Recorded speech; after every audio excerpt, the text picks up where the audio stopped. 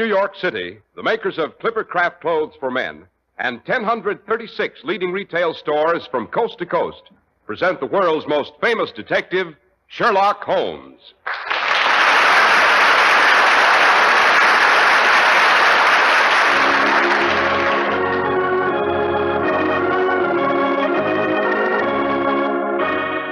This week's story, The Case of the Bleeding Chandelier. Well, here we are once more in Dr. Watson's familiar study.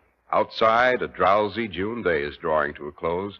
It's too warm to do anything but just sit and relax. Yes, a fine mood that is, Mr. Harris. However, I know two things that I think will snap you out of it. Well, what's that, Dr. Watson? Well, the first is the adventure which Sherlock Holmes always referred to as the case of the bleeding chandelier. A bleeding chandelier, Doctor? Right. It was made of old Russian silver, and whenever a catastrophe was due to happen to anyone of the house of Mortlake, the chandelier was supposed to shed tears of blood. Well do I remember sitting in the crumbling old banqueting hall of Mortlake Castle, listening to the ominous beat of the sea on the cliffs outside and waiting for the first spatter of blood. Yes, I think that story may just possibly help to dispel the heat. I'll say so. I'm feeling chills up and down my spine already, Doctor. Oh, good, but that isn't going to keep me from giving you my second suggestion about making the summer heat bearable. Now, Dr. Watson, you wouldn't by any chance be leading up to a few remarks about that new tropical weight Clippercraft suit you're wearing? And why not? Yes, sir, it not only feels cool, unlike most tropicals, it keeps its shape. It stays neat and natty. In short, shipshape. To use your own expression, Dr. Watson. Right, Mr. Harris. And you know, when you look crisp and tidy, it helps you feel cool and comfortable. It certainly does. And Clippercraft prices won't raise your temperature either. Remember that. When things proceed according to plan, it means efficiency. When clothing is made according to plan, it means the same thing. The Clippercraft plan is dedicated to just one thing, giving you the best clothing values possible. If you join the millions who insist on clothes made according to the Clippercraft plan, you buy high-quality Clippercraft suits for only $40 to $47.50. Fine tropicals for only $33.75 to $40, and sport jackets for only $26.50. Such values would not be possible unless they were planned values. In the Clippercraft plan, 1,036 of the nation's finest independent stores voluntarily concentrate their buying power to provide steady year-round operation, to reduce manufacturing and distribution costs in order to deliver the savings to you. In days like these, every penny you save is important to your budget. So, may we suggest that you compare Clippercraft with clothes selling for many dollars more.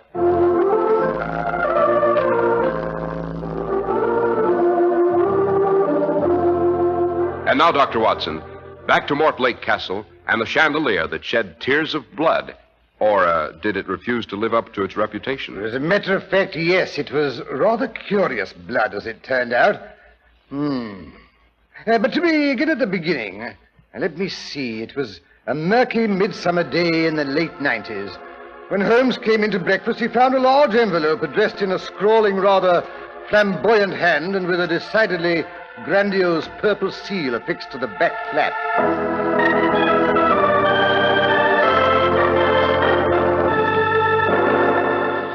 Morning, Watson. Oh, Holmes, I thought you were never going to get up.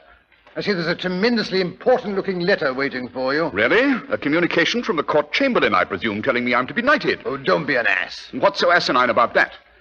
What did I do with my tobacco?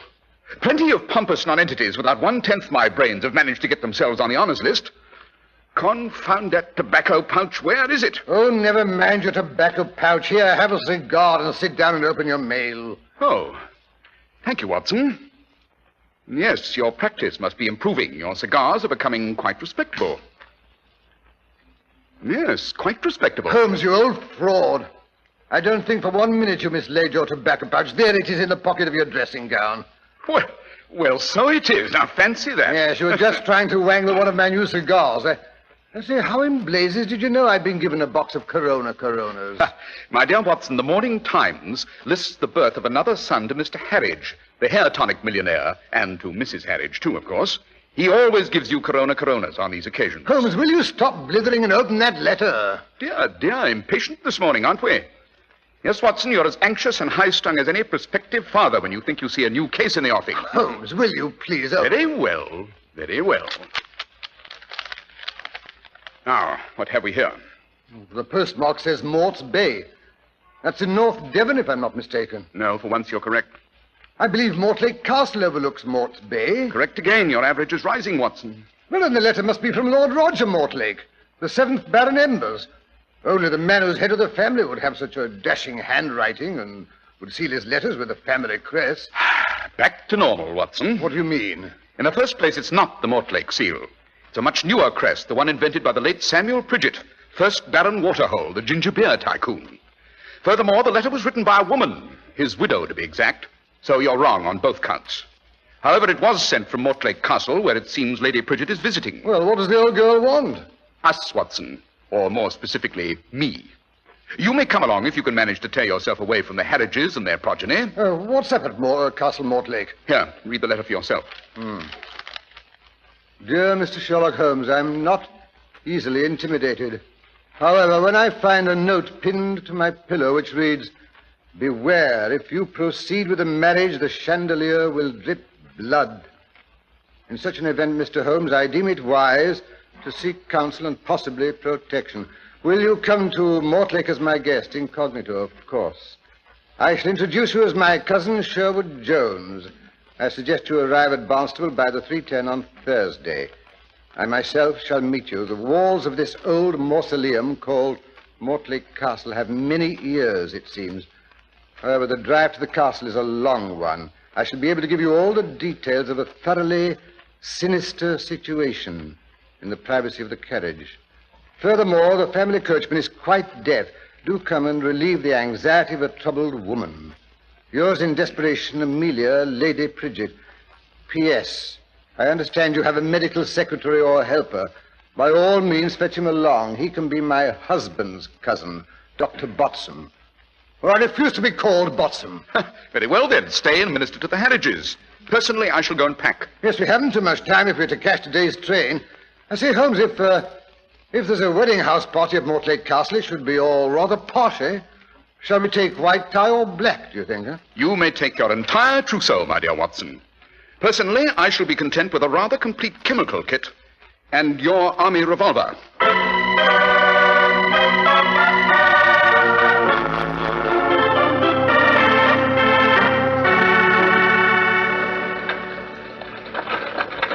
See, these old family carriages are quite comfortable and roomy, eh, Holmes? We shall be lucky if this ancient omnibus doesn't fall apart before we return to Castle Mortlake. Yes, I gather, Lady Pridgett, that it's been in the family for some time. It has indeed, Mr. Holmes. It's the famous old Berlin in which Roger's great-great, well, I can't remember how many greats, grandfather made his famous grand tour of Europe. It took him 3 years, I believe. He even went as far as St. Petersburg. That's where the trouble began. What trouble, Lady Pridgett? Well, the young fool met a Princess Olaf and fell head over heels in love with her. It seems she was a favorite godchild of Catherine the Great. Lord Mortlake managed to marry her, and they returned to England with an enormous Russian wolfhound and that cursed silver chandelier in this very carriage. This chandelier, I take it, Lady Pridgett, is the same one which is now supposed to drip blood whenever there's to be a catastrophe of the Mortlake family. That's right, Mr. Holmes. When is this colourful phenomenon first supposed to have occurred? Well, it all began with the death of the Russian princess herself. She had a bit of a temper, it seems. No one could polish her silver chandelier to suit her. She had the habit of hitting anyone who didn't please her with a nasty little riding whip. One morning, there was a new red-headed girl up on a ladder working away at the silver chandelier when her ladyship swept into the banquet hall. One look, and the Russian burst into her usual torrent of rage. She hit the redhead across the face. Now, it so happened the girl was Irish. And if there's a stronger temperament in this world than the Russian, sure, it's the Irish. Right you are there. Well, Bridget or Nora, or whatever her name was, snatched the little whip from her mistress's hand, and then looking her straight in the eye, she laid on her the terrible strangler's curse of Donegal. Then she strode from the room and slammed the great door after her. Good for her. The Russian could be heard screaming that she'd polished the chandelier herself. They heard her bolt the door.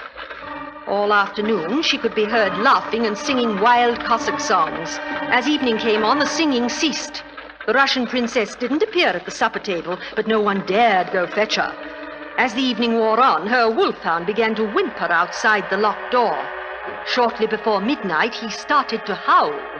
Finally, Lord Mortlake could stand it no longer.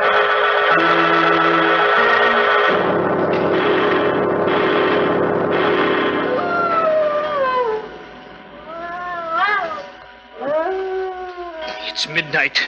She's sulked long enough. I'm going in after her. Quiet, Boris. Down, boy. Sonia! Sonia, let us in! Sonia, unbolt the door! Sonia!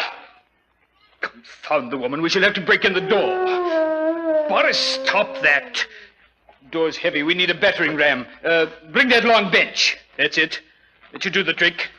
Now then. 1, 2, 3. That's done it.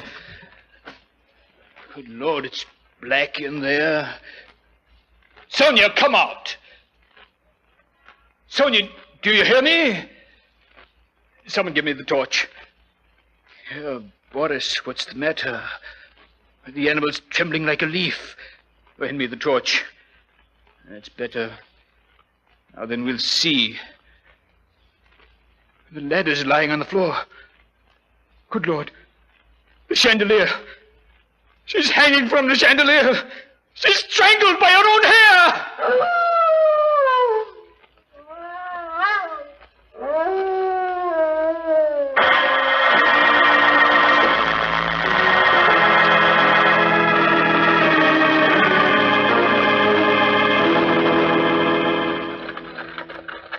Well, that was the end of the Russian princess, Mr. Holmes. Of course, she had thoughtfully provided the Mortlakes with an heir before her fatal accident. Consequently, there is a streak of violent Russian blood in the present inhabitants of Mortlake Castle, I take it. Right, Mr. Holmes. And whenever there's to be a death in the family, that blood is supposed to flow from the Russian chandelier. Personally, after Roger and I are married, I shall insist he get rid of the ugly eyesore. Yes, and I shall see he buys a new carriage, too. He pretends the family still uses this ancient relic for sentimental reasons, but everyone knows it's because he can't afford a new one. Well, you look shocked, Dr. Watson. No, not at all. To be brutally frank, gentlemen, it is the accepted opinion in all the drawing rooms and public houses of Devonshire that I am marrying Lord Roger Mortlake for his social position, and he is marrying me for my money. Well, I'm sure that... Well, they're wrong, Dr. Watson. Roger and I have been in love ever since we first attended Miss Hermione Tilsbury's dancing classes. We should have been married 20 years ago, but his father broke off the match. You see, we were both as poor as church mice, and it takes a whacking amount of money to run Mortlake Castle. Well, one of the blessings of being nobody, Holmes? You can marry to suit yourself. Don't interrupt, Watson. The irony of the situation, Mr. Holmes, is that Roger was persuaded to marry one of the Burdock girls, whose father was supposed to have quids. The father managed to go through his fortune shortly afterwards and died bankrupt. Poetic justice, Holmes? I, on the other hand, married Henry Pridgett, a jolly, good-natured little man with no prospects whatever, and he up and acquired millions. Dear Henry, we had a very pleasant life together. So now you're determined to marry your first love. We females are curiously single-minded creatures, Mr. Holmes. It's always dangerous to frustrate a woman. Quite. Tell me, Lady Pridgett, is there anyone at Mortlake Castle who's opposed to your marriage to Lord Roger Mortlake? Quite a few, I should imagine, Mr. Holmes. The First Lady Mortlake's personal maid, old Buffon. She glares at me as if I were a mongrel that had wandered in off the streets. And James, he's Roger's son. He resents the fact that we didn't wait at least 2 years after his mother's death. The girls, I must say, are more realistic. Possibly because they realize my money will buy them quite a few social opportunities they should not otherwise enjoy. Yes, on the whole, I have more respect for James's attitude. Although I shall pay it no heed, mind you. I quite understand. And then, of course, there's Hubert. He's Roger's younger brother, still a bachelor at 57. He's the only one that's really enthusiastic about the match. But then I've always been able to wind Hubert around my little finger. Even more easily than Lord Roger? Oh, good heavens, yes. Roger's a mule. And besides that, he has principles. He absolutely refused to run away with me 20 years ago, and I had the devil of a time persuading him to propose after we were both free again. He has scruples about accepting my money, it seems. I finally pointed out that it was pure selfishness. He might enjoy being a pauper and watching Mortlake Castle crumble over his head, but was it fair to the children? And that persuaded him? Well, of course I was wearing my new Paris shirtwaist at the time, the one with the peekaboo bodice. I see. Oh, by the way, that reminds me. I must warn you about one thing, gentlemen. There's to be the usual big wedding rehearsal dinner at the banquet hall tonight. The Mortlakes are great ones for drinking toast. Oh, bridal champagne and all that, eh? Jolly, eh, Holmes? Champagne, my foot. At Mortlake Castle, toasts are drunk in Mortlake mead. The recipe for it goes back to their Saxon ancestors. Look out for it, I warn you. It's liquid dynamite. Ah, yes, mead, or metheglin, to use the ancient term, was a drink supposed to promote health, long life, and vitality. It's made from honey. I'm a bit of a bee fancier myself, you know. Oh, then you'll have something in common with Hubert. He takes care of the bees at Mortlake. Won't let anyone else go near the hives. Not that anyone wants to, heaven knows. The bees at Mortlake are notoriously short-tempered. Interesting. I shall see if I can't persuade Hubert. Oh, dear. Hello, what's up? Something's frightened the horses. Oh, dear. Look, they're running away. No, the coachman has them under control. He stopped the carriage. What's the trouble, Benjamin? Oh, dear, I keep forgetting he's deaf. He's getting down off the box. Mr. Holmes, there's something lying in the road up ahead.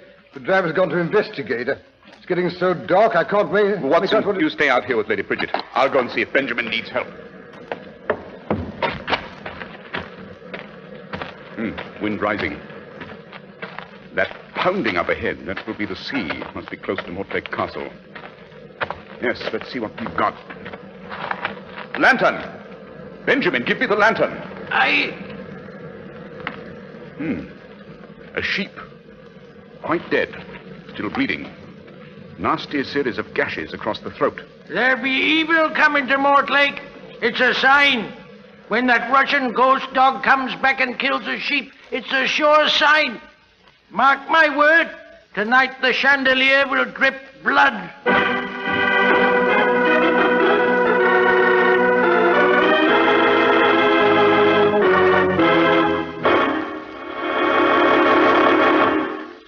Men take real pride in the Clippercraft label, for not alone is it the mark of fine quality, it's proof positive that you're alert enough to get the most for your money. Few have the follow-through that makes really great values possible. The famous Clippercraft plan, our follow-through, literally assures you of satisfaction. Through it, you get the benefit of great savings made by the fact that 1,036 of the nation's finest independent stores from coast to coast have voluntarily concentrated their buying power. It's the reason your Clippercraft dealer shows you such remarkably fine quality in suits for only $40 to $47.50, in tropicals for only $33.75 to $40, and in sport jackets for only $26.50. For selling expensive clothes at inexpensive low prices at the nation's finest stores is the great big idea behind the Clippercraft plan. That's why men who know insist on Clippercraft clothes. So be sure to visit the Clippercraft store in your city. These leading stores in the metropolitan area are proud to add their names to Clippercraft in your suits, sport jackets, and tropicals. In Manhattan, Saks 34th, Broadway at 34th. John Wanamaker Men's Stores, Broadway at 8th and 67 Liberty Street. In Brooklyn, Abraham and Strauss. In Newark, New Jersey, Boulevard Men's Shop, Kresge Newark. And in Jamaica, the B&B Clothes Shop, 16408 Jamaica Avenue. And now back to Mortlake Castle, where Dr. Watson and Sherlock Holmes, all done up in their stiffest shirts and highest colors, are being given a personally conducted tour around the castle by its future mistress, Lady Bridget. And this is the banquet hall. Good Lord, it's enormous. The early Mortlakes took their banqueting seriously, it seems. That's the old maid, Buffum, arranging the flowers. Oh, Buffum, you might draw the curtains and open the glass doors a moment. I want the gentleman to have a look at the view from this room. Obedient, but grudging, eh, Holmes?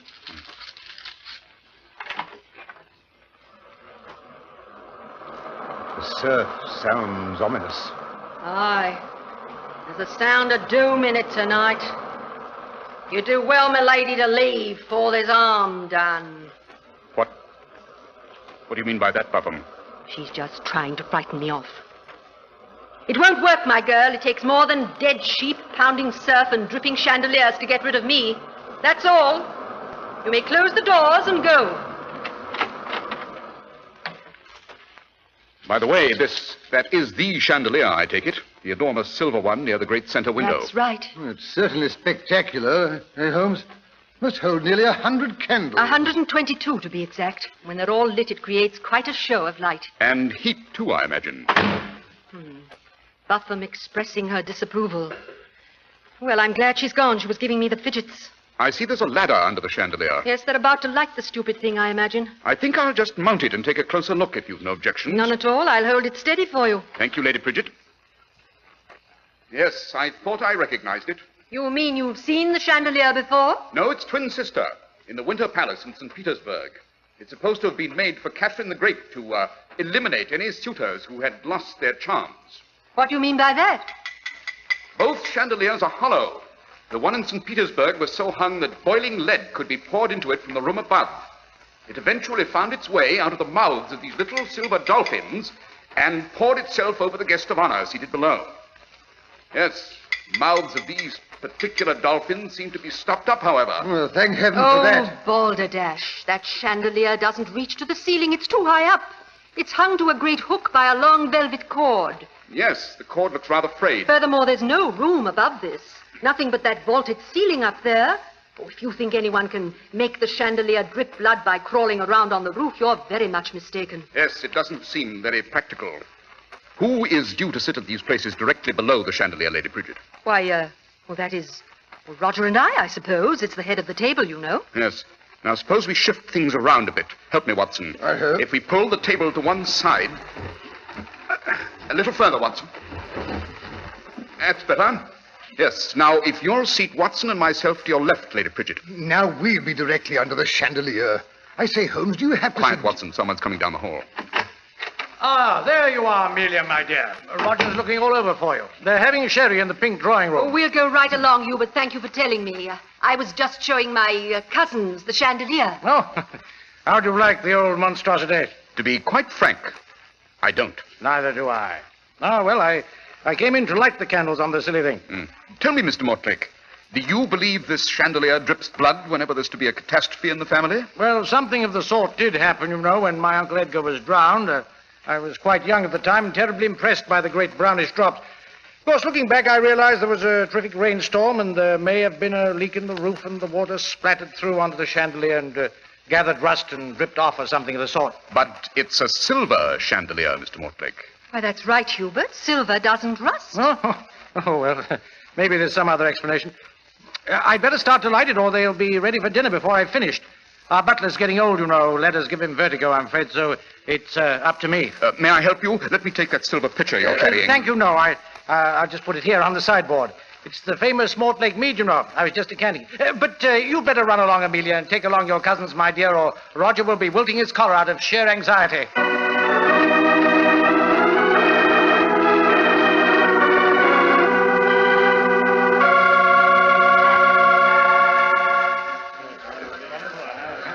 I say, Holmes, I hope you don't have to drink many more toasts.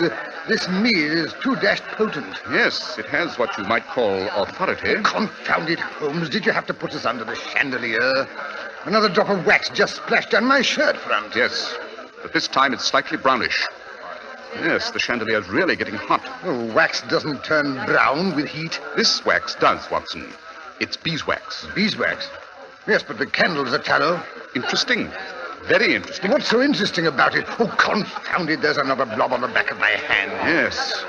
Yes, it shouldn't be long now. And now a toast to the happy couple. Oh. Long life and joy in the living. Yeah. Now, Amelia, my dear, I'm sure you'd like to say a few words. Well, Holmes, there's blood. Blood dripping on the tablecloth. Oh, look!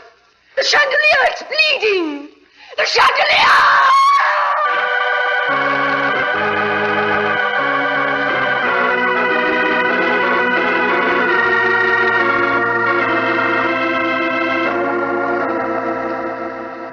Amelia, my dear, I do think you might have told us your guests were the famous Sherlock Holmes and Dr. Watson, not pass them off as your cousins. Do be quiet, Hubert. Heavens, how long does it take the man to finish his chemical experiments? He looks like a great sinister raven crouched over that retort, with the light from that spirit lamp shining up into his eyes. I almost wish I hadn't asked him to come. Yes, you may turn down the lamp, Watson. The tests are conclusive. Mr. Holmes, is it blood? It is blood, Lady Bridget. Oh, dear. Not human blood, however. Sheep's blood. As a matter of fact, it's blood from the same sheep we saw on the road this evening.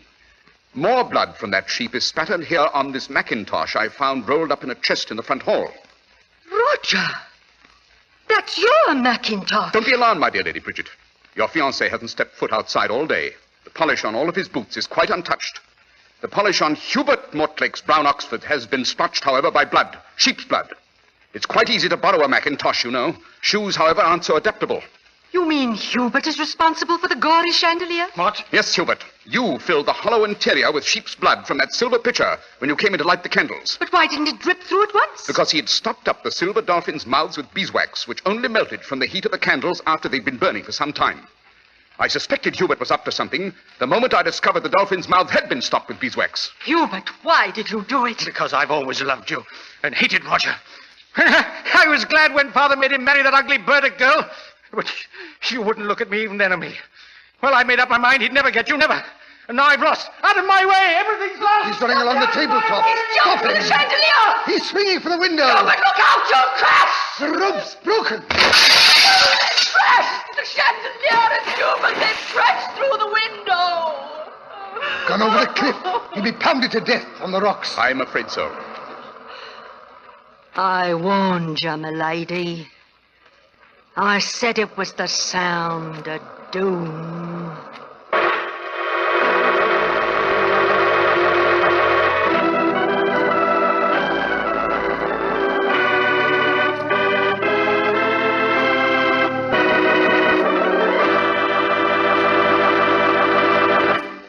You wouldn't have a nice hot cup of soup handy, Dr. Watson.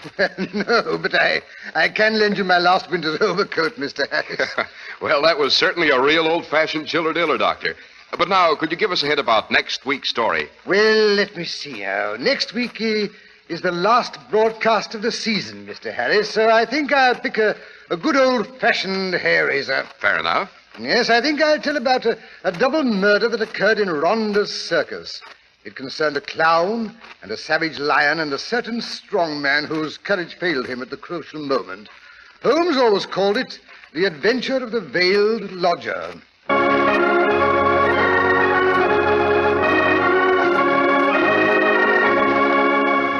The makers of Clipper Craft Clothes and 1,036 leading stores from coast to coast have brought you another in the new series of broadcasts featuring the world's most famous detective, Sherlock Holmes.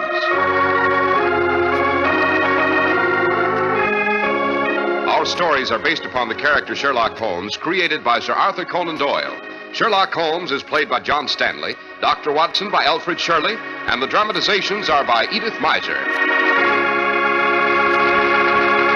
Sherlock Holmes is produced and directed by Basil Lochran, with special music by Albert Berman.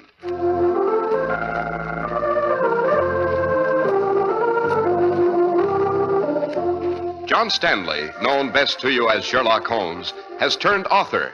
Be sure to read his article, Powder Smoke at 221B Baker Street, in the current issue of Black Mask magazine, now on your newsstand.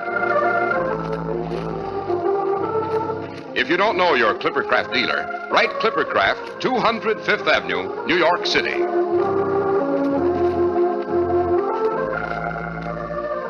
Be sure to listen next week to Sherlock Holmes in The Adventure of the Veiled Lodger.